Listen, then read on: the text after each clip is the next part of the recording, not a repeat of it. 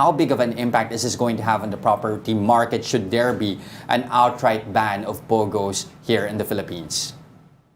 Okay. Good morning, Jester and Danny. Thank you for having me. So we're talking about POGOs. Prior to the POGOs, you mentioned the years 2017 to 2019. Prior to that year, the office market was only about 400 to 600,000 square meters per annum. Now that when the POGOs entered the market, we reached the peak in 2018 at 1 million square meters. So that's how big of an impact POGO had in terms of the office market, and that translated to the other property sectors like, of course, the residential and the retail and the others.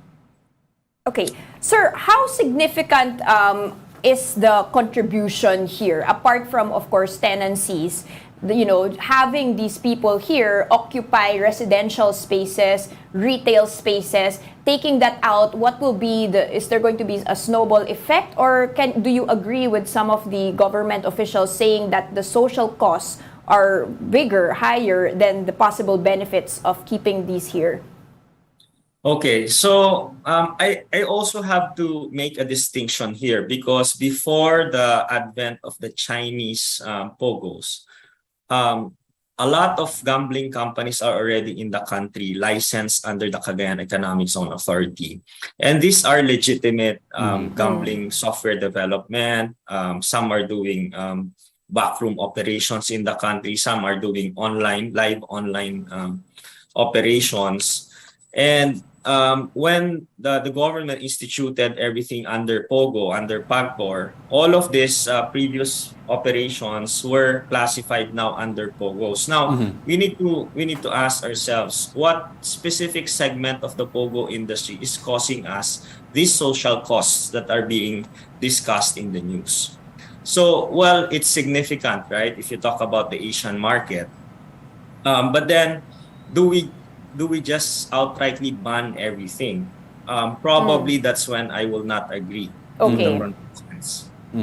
But talking about that, like what percentage of at least offshore gaming operations would you deem should at least be maintained? I mean, what percent share of those are Chinese operations or coming from mainland China at least?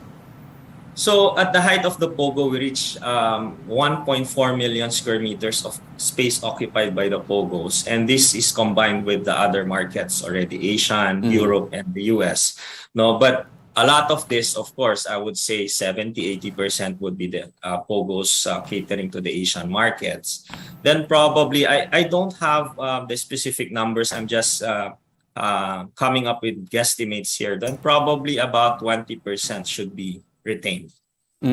But given that as well, how lucrative still are POGOs? I mean, earlier we did report some lawmakers saying that revenue is only at 3 billion pesos. I mean, just how vibrant still is a POGO industry here in the Philippines, especially when we're talking about its impact in the property market over the past 2-3 years.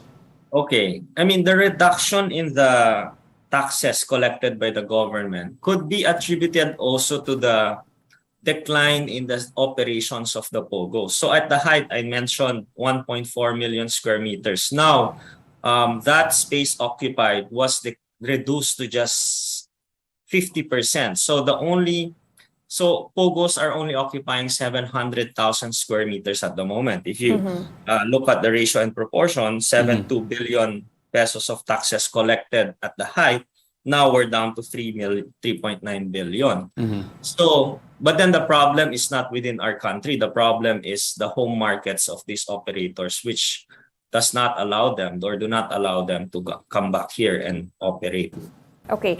Dom, shifting from POGOs to BPOs, the FIRB has allowed basically up to 100% work from home. How is this going to impact the tenancy? Because, you were saying previously that if POGOs leave, that space will be absorbed by the growth in BPO sectors. Now that they are allowed to keep their incentives and work from home, how is that going to change?